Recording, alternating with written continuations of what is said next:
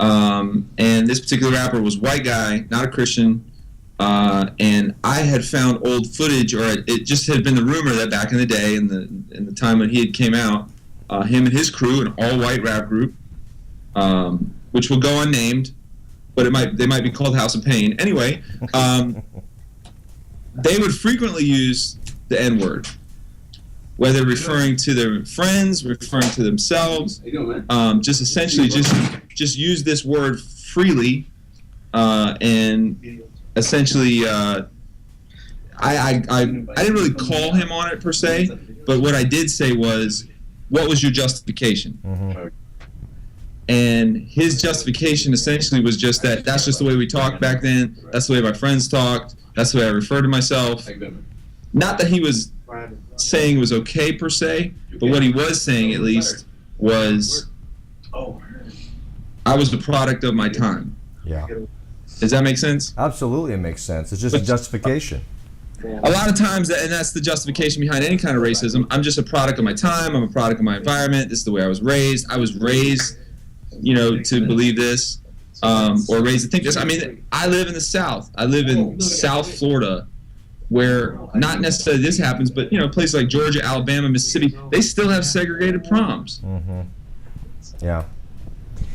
And congruently, on the other side is that I was at a camp. I was actually at a campus, a college, where years ago I was on my way walking into the cafeteria, and I was basically told they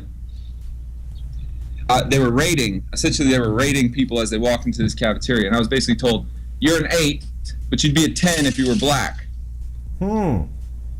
And this was also I hate to say it, but this was at a Christian campus.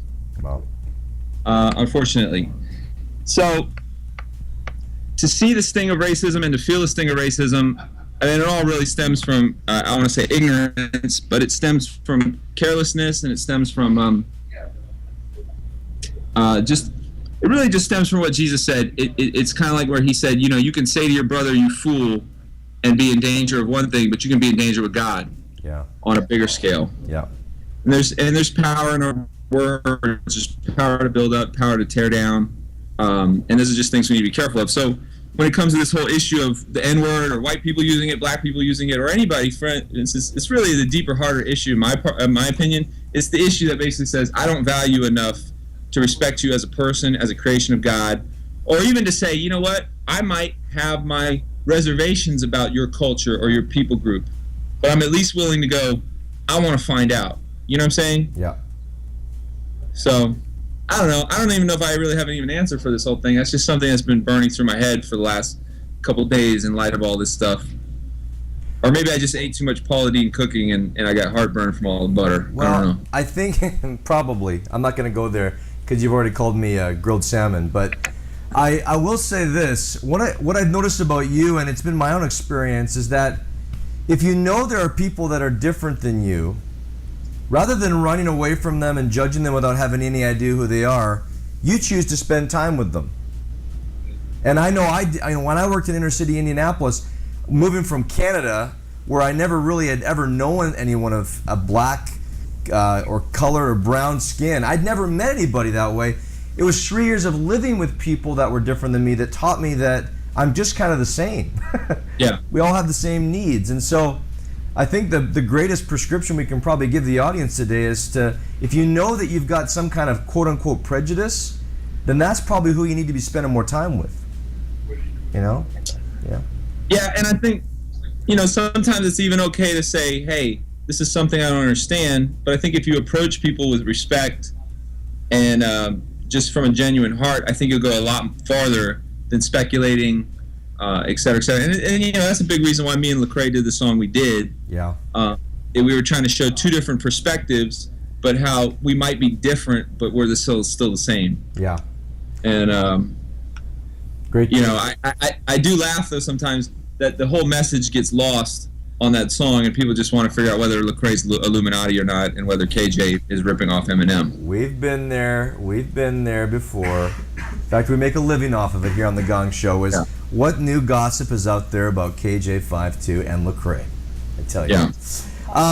Not much more time with you, but we've got a few questions, and one of them is really kind of a encouragement / question. How often do you meet fans of your music that specifically your songs have helped them stop doing something that God would not want for their life, like self-harm or depression? How many times do you get to actually meet these people where they say thank you?